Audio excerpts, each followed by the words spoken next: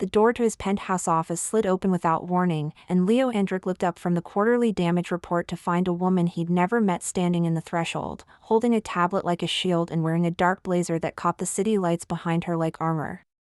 "Your building's security is either very good or very bad," she said, stepping inside without waiting for an invitation. "I'm trying to decide which." Leo's hand found the panic button under his desk, but something about her, unhurried, certain, like she'd walked this floor 100 times, made him pause. "How did you get up here?" "Your head of security's daughter is in my yoga class." "He thinks I'm your 9 o'clock. She stopped at the edge of his desk, close enough that he could see the faint gold flecks in her brown eyes, and set the tablet down between them. On the screen, a glowing red web of social media posts and news headlines spread like a virus. "You can fire him tomorrow. Right now, you have a different problem. You're Lumi Chin," he said slowly. "The brand consultant. Strategy." She corrected him with the faintest twitch at the corner of her lips. "And yes, Leo Andrick, you're currently the most hated man in Pacific Time." He leaned back in his chair, a gesture meant to re-establish the mahogany between them as his territory. She didn't flinch. Instead, she reached into her blazer and pulled out a single sheet of paper, folded once, and slid it across his desk. On it, printed in crisp black ink, was a timeline of the anonymous posts from the past 72 hours, the ones calling him a fraud, the ones that had sent his stock price tumbling, and the ones that named her. "Lumi Chin, the architect of the Andrick affair, you're the one they're calling," he stopped. The word was ugly. She'd read it too. His mistress. His other woman. The Harvard MBA who forgot her ethics somewhere between the case studies and the consulting fees. She recited the variations like menu options. "I can't say I'm thrilled about any of them, but one has a certain ring. At least the Harvard part is true." Leo's fingers had been hovering over the panic button. Now, strangely, he let them fall to the desk. "You're not here to sue me." "Should I be?" "You could. My company's the one being sued by implication." The anonymous source, he gestured at the tablet. "They're linking you to me. Destroying your reputation by association. You've got cause. I've got something better than cause." She finally sat, lowering herself into the leather chair across from him without asking. The shift in power was so natural he almost didn't notice until she crossed one leg over the other and folded her hands in her lap. "I've got the actual source." The silence that followed was thick enough to taste. Somewhere outside, a siren wailed in the distance, swallowed by the glass and steel of the high-rise. Leo was leaning forward now, his forearms on the desk, his body caught in the gravitational pull of whatever she was about to say. "I'm telling you, I've got proof that the IP address for the original post traces back to a server registered to your Los Angeles office. Specifically, the login credentials of your former head of product." She tapped the tablet, pulling up a forensics report. "Jenna Marks. Your co-founder. My guess is she got tired of being the ex-girlfriend who watches her ex's company explode and decided to give it a little help." The name hit him like ice water. He'd known Jenna was bitter, their split had been messy, lawyers and non-disclosure and a silent agreement to never speak of it again. But this was arson. "You've been investigating her." "I've been investigating the truth." Lumi's voice was steady, but there was steel beneath it now. "And the truth is, your company is losing $500,000 in market value every hour this story stays alive. My firm has lost 3 major clients since yesterday. And I didn't work my way out of my mother's beauty supply store to let some bitter ex-girlfriend erase everything I've built." He watched her as she spoke, her hands perfectly still, her pulse flickering at her throat, her eyes locked on his like she was daring him to blink first. She was beautiful, but that wasn't what made her dangerous. What made her dangerous was the math happening behind those eyes. She was calculating everything. She'd come here not to accuse, not to demand, but to offer him something. You could take this to the press, he said. Blow her up. Clear your name. I could. She picked up his pen and spun it between her fingers. But I'm not going to. Because that's a short-term solution to a long-term problem. Jenna's been careful, plausible deniability. We'd win eventually, but eventually is 6 months of litigation and my career smelling like the courtroom. So what are you proposing? Lumi put the pen down and folded her hands. I'm proposing we stop trying to disprove the rumor. And start using it. Use it? Think about it. Right now, the story is powerful CEO destroys relationship for younger woman. Classic villain narrative. The public loves to hate it. But what if we changed the shape? What if the story became powerful CEO, having publicly failed at love with one woman, is attempting something new with someone who might actually understand his world? He felt his eyebrows lift. You're suggesting we pretend we're in a relationship. I'm suggesting we do relationship. Properly. A week of public appearances. A dinner or two at your favorite restaurants. One carefully orchestrated accidental paparazzi shot. We steer the conversation from scandal to interesting romantic development. Meanwhile, your PR team starts a quiet drip about Jenna's financial discrepancies. By the time anyone connects the dots, the narrative's shifted. She reached across the desk and picked up his phone. Opened the camera app, angled it toward herself, snapped a photo of her wrist resting against the edge of his desk.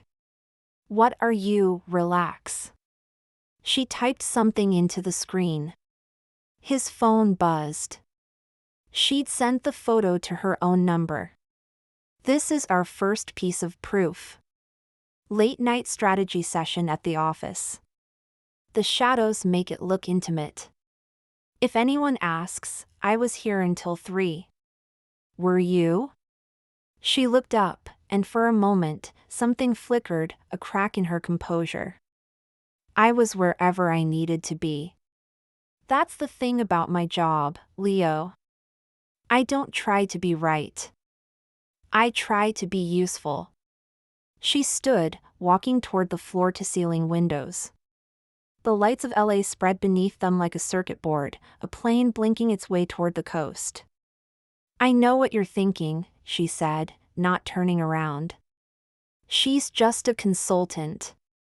She's angling for a bigger contract. She sees a vulnerable CEO and a golden opportunity. Actually, Leo said, rising from his chair, I was thinking you're the first person who's walked through that door in 3 days who wasn't trying to sell me something I can't afford. She turned, city lights haloing her silhouette. For a moment, she looked less like a strategist and more like a woman who'd been waiting a long time for someone to say that. Can we afford this? She asked. Whatever this is becoming? Leo moved around the desk, crossing the space between them. I can afford it. The question is whether you can. I'm already in the story. Might as well write the ending. Then we're agreed. He extended his hand. Partners? She looked at his open palm, and for a second, he thought she might laugh. Instead, she took his hand. Her grip was firm, her skin warm against his, and when her fingers closed around his, he felt something shift in his chest, a door opening, a room he'd kept locked suddenly flooded with light. Partners, she said. But I should warn you, Leo, by the time we're done, people won't be able to tell where the act ends and we begin. He was still holding her hand. He should have let go. Instead, he said, what if I don't want to know where it ends? She pulled her hand back slowly, like she was savoring the transition, and walked toward the door. At the threshold, she paused, one hand on the frame, and looked over her shoulder. Then we'd better get started. The next morning, Lumi woke to 37 missed calls and a text from a number she hadn't saved. You were right about the shadows. The photo's already getting traction. PR team says it's the best thing that's happened to us all week. Are we still on for dinner tonight? She sat up in bed, hair tangled, laptop still open on the nightstand. The photo, her wrist against his desk, had been posted to Leo's Instagram at 7 a.m. with the caption, "Late nights, new perspectives." The best ideas don't happen in boardrooms. The comments were already flooding. Some furious, some curious, a few cautiously optimistic. She typed back, "Dinner's at 7. Try not to look like you're being held hostage." His response came 2 seconds later, "Can't promise anything. I've never been good at pretending." She stared at the screen, wondering if he meant it as a warning. Dinner was at the Pearl, a restaurant so exclusive the menu didn't list prices. If you had to ask, you couldn't afford it. Lumi arrived at 6:55, wearing a dress she bought 3 years ago for a conference she'd ended up not attending. Deep blue, the color of the ocean at midnight, fitting like it had been made for this exact moment. Soft waves in her hair, minimal makeup. Every detail was part of the strategy. She wasn't supposed to enjoy it. Leo was already there, seated at a corner table with a view of the kitchen. When she walked in, he stood, a gesture that would have felt forced from anyone else, and watched her approach like he was trying to memorize the way she moved. "You're early," she said, sliding into the chair he pulled out. "You said 7. I wanted to be ready." Ready for what? The question hung between them as the waiter appeared with a wine list. Leo ordered for both of them, a Pinot Noir she'd never mentioned to him. "Research," he said when she raised an eyebrow. "My assistant looked into your preferences. You're a member of a wine club in Napa. Your assistant does deep background checks on everyone you have dinner with?" "No." He leaned forward, his voice dropping. "Just the ones I'm trying to impress." It was a line. She knew it was a line. But the way he said it, with that slight vulnerability at the edges, made her forget, for one dangerous second, that this was all a performance. The evening unfolded like a well-rehearsed play. They talked about the company, the projects he was too afraid to pursue, the ghost of Jenna that still haunted his boardroom. She told him about her childhood in Oakland, the beauty supply store her mother had run with determined pride, the scholarships that had pulled her out of the working-class track and into rooms like this one. At one point, his hand brushed hers across the table, and she noticed the way he paused, like he'd been surprised by how natural it felt. "Was that in the script?" she asked, her voice dry. "Which part?" "The part where you touch me." He didn't pull his hand away. "I'm improvising." "Careful. That's how good actors get Oscar nominations. Or bad actors get fired." She laughed, a real laugh, not the polished one she used in meetings, and watched his expression shift. That look. Like she was a puzzle he couldn't stop trying to solve. "Lumi." He said her name like it was heavier than the other 4 letters. "What are you actually doing here?" "I told you." "Strategy." "Is it?" She looked down at the wine in her glass, the candle flickering between them, the man across the table looking at her like he could see straight through the armor she'd spent years building. "Strategy," she said slowly, "is about understanding what people need and giving it to them. What you need, Leo, is to be seen as human. Not just a CEO. Not just a victim. A person who made mistakes and is trying to do better. Not the other way around?" "What do you mean?" "I mean," he hesitated, and she saw the mask slip, just a fraction. "What do you need, Lumi?" She opened her mouth to give him a prepared answer. "Something about credibility. Something about professional growth. Something about, I need to be remembered, she said instead. For something real. Not a rumor. Something I built with my own hands. The words hung between them. She hadn't planned to say them. But now they were out there, and she realized she didn't want to take them back. So let me help you, he said. Let's build something. Together. It was a setup, she told herself. He was playing the role she'd written for him. But when she looked into his eyes, she saw something that looked exactly like sincerity. Fine. She picked up her glass, holding it toward him. But if you break my heart, I'm keeping the winery. Deal. The clink of glass was the sound of a door opening too wide to close again. They parted at the valet stand, Leo's hand on the small of her back, his breath warm against her ear. I'll see you tomorrow. Tomorrow? Press conference. 11 a.m. You can't have me facing the wolves alone. You're going to be fine, she said. You're one of the smartest people I've ever met. You don't need me to hold your hand. That's not what I know. She stepped back, putting distance between them. I know what you meant. But I'm not going to be your crutch. His expression shifted. That's not how I see you. How do you see me, then? He opened his mouth, then closed it. Looked at her like she was a question he'd never thought to ask. The silence between them stretched into something that felt almost sacred. I see you, he said finally, as the first person in a long time who didn't ask me what I could do for her. That's because I don't need you. I know. He smiled, and it was the realest thing she'd seen from him.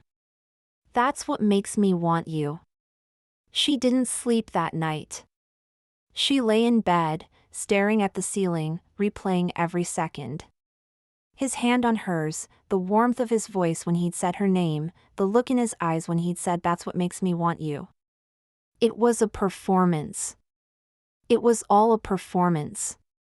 And yet, when her phone buzzed at 2 a.m. with a photo of the office window, city lights twinkling below, she felt something crack open in her chest. She typed back, "Go home, Leo. You're going to need your energy tomorrow." His reply came immediately, "Can't. I'm trying to figure out what you look like when you're not planning everything. Like you." She sent it before she could stop herself. Then she turned her phone face down and tried to convince herself she hadn't just given away something she'd never meant to share. The press conference was a disaster. The prepared remarks were strong, the media presence controlled, and Leo delivered his speech with practiced ease. But then a reporter from a trade journal stood up and asked, with theatrical innocence, "Miss Chin, what makes you think a woman accused of being a homewrecker deserves to stand on a platform endorsing corporate ethics?" The room went silent. Leo's hand, under the table, had found the edge of his chair. Knuckles white. He was 3 seconds from standing up, from saying something that would make it worse. But before he could, Lumi leaned into her microphone and said, in a voice so calm it made the temperature of the room drop, "That's a lovely question. Let me ask you one back. What makes you think a woman who's built 3 successful businesses and managed a $40 million brand portfolio isn't exactly the person you should be asking about ethics?" The reporter opened his mouth. Lumi wasn't finished. The thing about rumors is they don't care about evidence. They're designed to hurt, not to inform. And if we're going to talk about ethics, let's talk about the difference between a story that has sources and a story that has a source, someone who, as it happens, is currently being investigated for financial misconduct. She let the word hang, then smiled. The kind of smile that said, "I've already won this round. I'm not asking you to believe me. I'm asking you to think about who benefits from the story you're telling." And if, after you've done that, you still have questions about my credentials, I'll be happy to forward you my CV. In the meantime, let's talk about something actually important, like the fact that women in this industry are held to standards their male counterparts don't even have to consider. When the conference ended and the reporters filed out, Leo found her at the edge of the stage, gathering her papers with quiet focus. Don't. She held up a hand. Don't thank me. It was what needed to happen. No. He moved closer, close enough to see the tension in her shoulders, her hands trembling just slightly. That was the first time anyone has ever done something like that for me without asking for something in return. She looked up at him, and the armor slipped. You looked like you needed backup, she said. I looked like I needed you. The words landed between them, heavy and undeniable. She processed them, the slight widening of her eyes, the way her jaw tightened, the tiny movement of her throat. Leo, I know. He stepped back, giving her space. I know this is all pretend. I know you're doing a job. But I need you to know that I don't want to pretend with anyone else. She looked at him for a long moment. Then she gathered her papers, brushed past him, and walked toward the exit. At the door, she paused. Dinner tomorrow. My place. 7 o'clock. Your place? Bring wine. And a willingness to talk about something other than strategy. She was gone before he could answer. Lumi's apartment was small, but it was hers. She'd bought it 2 years ago, after her third promotion, and filled it with the kind of things that made her feel real: a couch too big for the space, a kitchen that smelled like the curry her mother used to make, a bookshelf stacked with novels she'd never had time to read. When Leo arrived, he carried a bottle of wine in one hand and a small potted plant in the other. What's that? She asked, opening the door wider. I figured you'd have all the strategy you needed. I wanted to bring something you couldn't plan for. She took the plant, a delicate fern with leaves dipped in silver, and turned it over. You brought me a plant. Blue star fern. Difficult to keep alive. I thought you'd appreciate the challenge. She laughed, that real laugh, and stepped aside to let him in. You're ridiculous. Probably.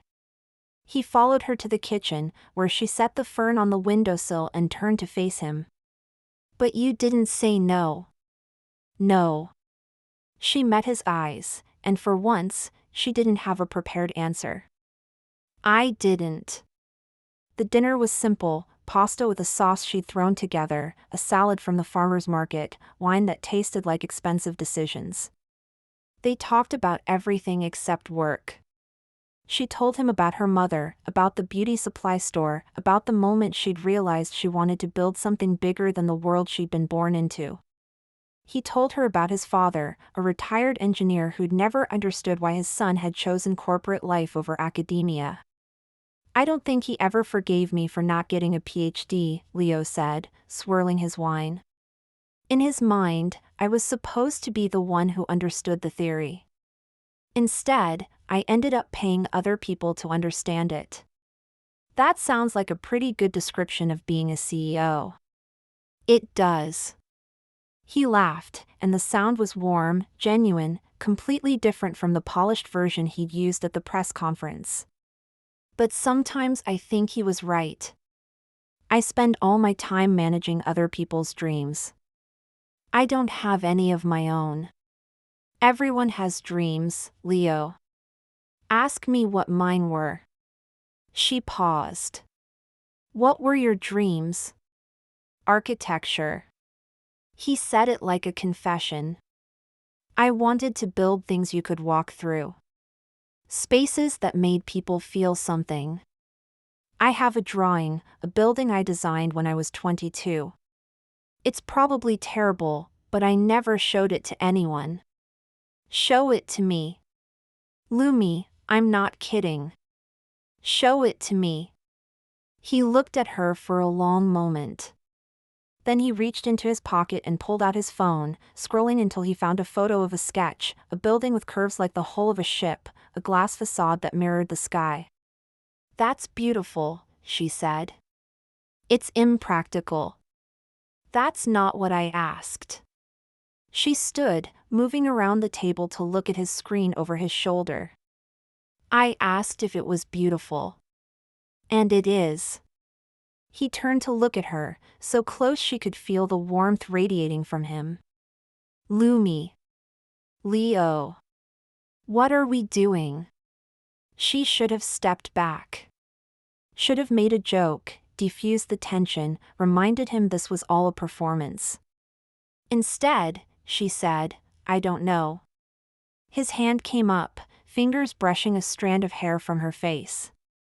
She felt the hesitation in the gesture, the way he was waiting for her to stop him. She didn't. "I don't want to be your client," he said, his voice low. "I don't want to be your strategy. I don't want to be the thing you fix and then walk away from." "Then what do you want to be?" He was silent for a moment, his hands still hovering near her face. "The thing you stay for." She felt her breath catch. This wasn't in the script. This wasn't something she'd planned for. She looked at him, at the vulnerability in his eyes, the way he was holding himself so still, like he was afraid of scaring her away, and she realized she'd been waiting her whole life for someone to say that. "You don't even know me," she whispered. "Neither do you. But that doesn't change anything." She closed the distance between them. Her hand came up to his chest, palm flat against the fabric of his shirt, and she felt his heart beating fast. He leaned in, just slightly, giving her the space to choose. She chose. Her lips met his, and the taste of wine and warmth and something she'd been afraid to want filled the space between them. His hand slid into her hair, gentle but certain, and she felt the walls she'd built around herself start to crumble. When they pulled apart, she was trembling. "That was improv," he said, and laughed softly. "Definitely improv. Can we improv some more?" She smiled, and for the first time in as long as she could remember, she didn't have a plan. The next morning, she woke up in his arms. The light was streaming through her window, soft and golden, and he was still asleep beside her. She watched him for a moment, the way his lips were slightly parted, the way his hand rested on her waist like he'd held on all night, and felt something shift inside her. This was real. This was terrifying. This was exactly what she'd been avoiding. She slipped out of bed, went to the kitchen, and made coffee. When he came out, still half asleep, hair messy and eyes soft, she handed him a cup and said, "We need to talk." His expression shifted. "That's never good." "I'm serious." She wrapped her hands around her own cup, using the warmth as an anchor. "Leo, I don't do this. I don't do real. I build plans. I solve problems. I walk away before anyone can walk away from me. That's what I know how to do.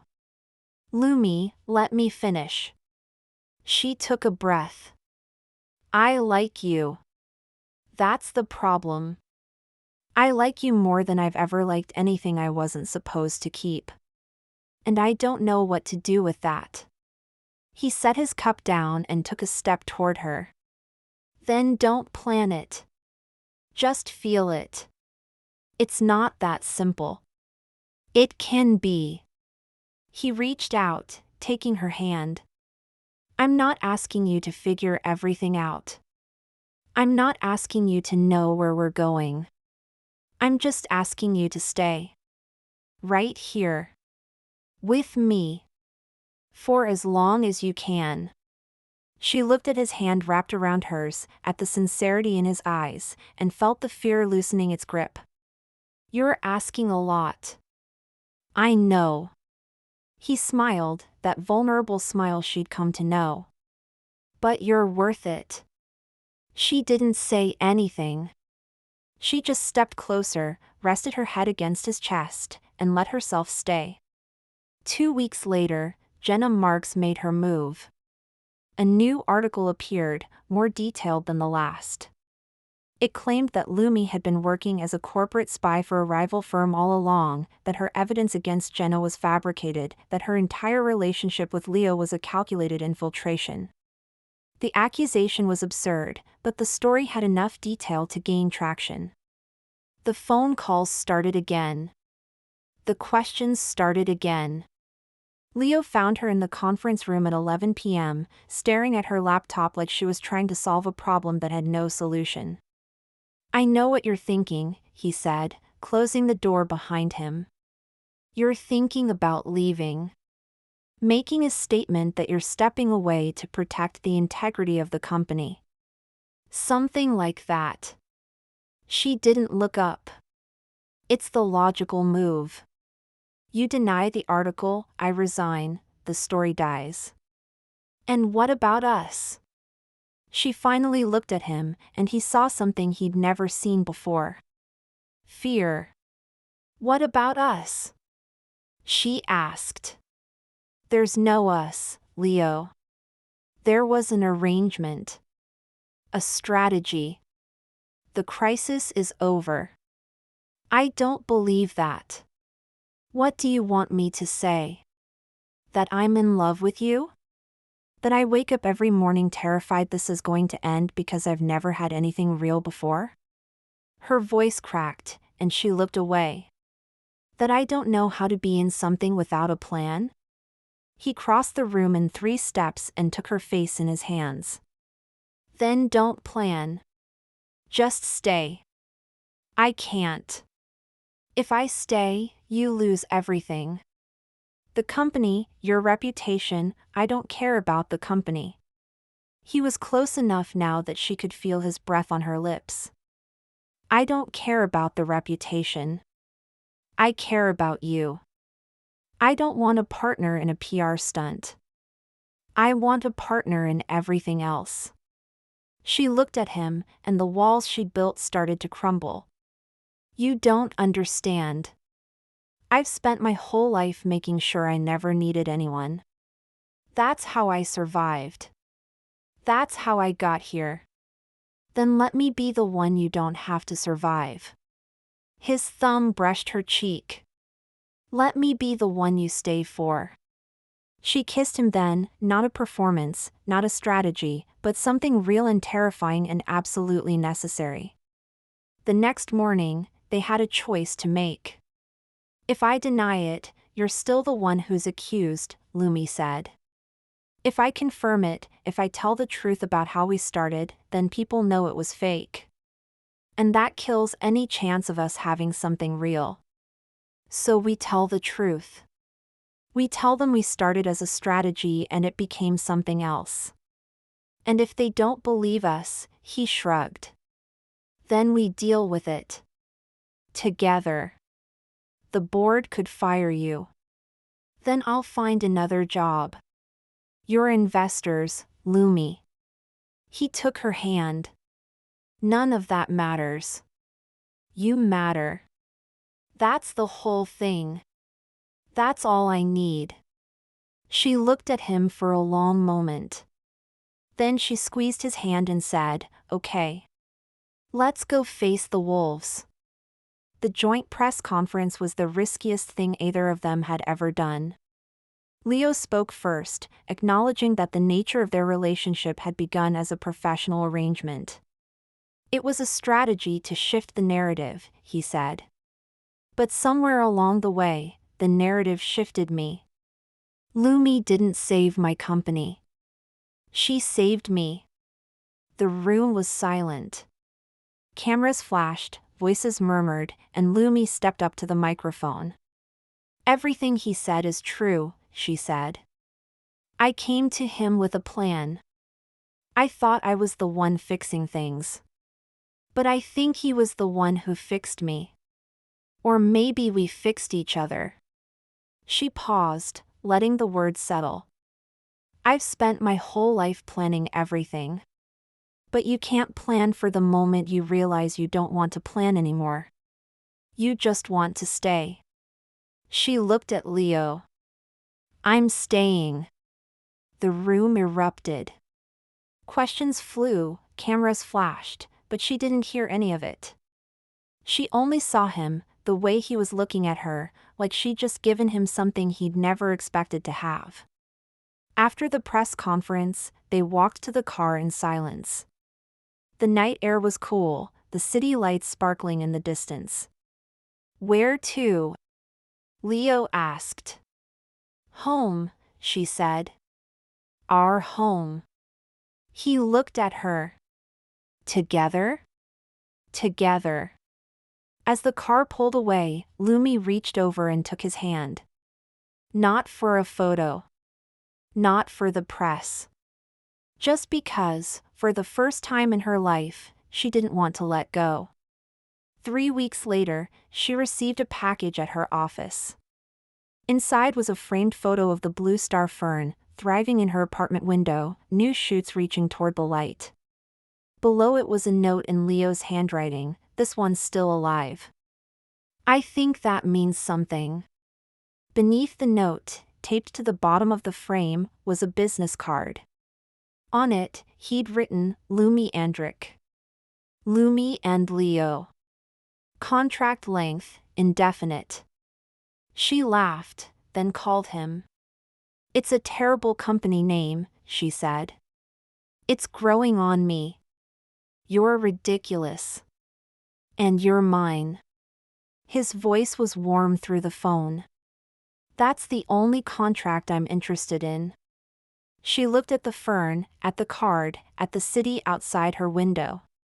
And for the first time, she didn't feel like she was performing. She felt like she was home. Leo? Yeah. Thank you. For not letting me walk away. His pause was soft, almost imperceptible. I'll never let you walk away. That's the one thing I've never had to pretend. She smiled, her thumb brushing over the edge of the business card. Good. Because I'm not planning to leave. And somewhere across the city, in a penthouse office with a view of the lights below, Leo Andrick smiled at the same sky she was watching. They weren't partners in a performance anymore. They were just two people, choosing each other. Subscribe to me for more content.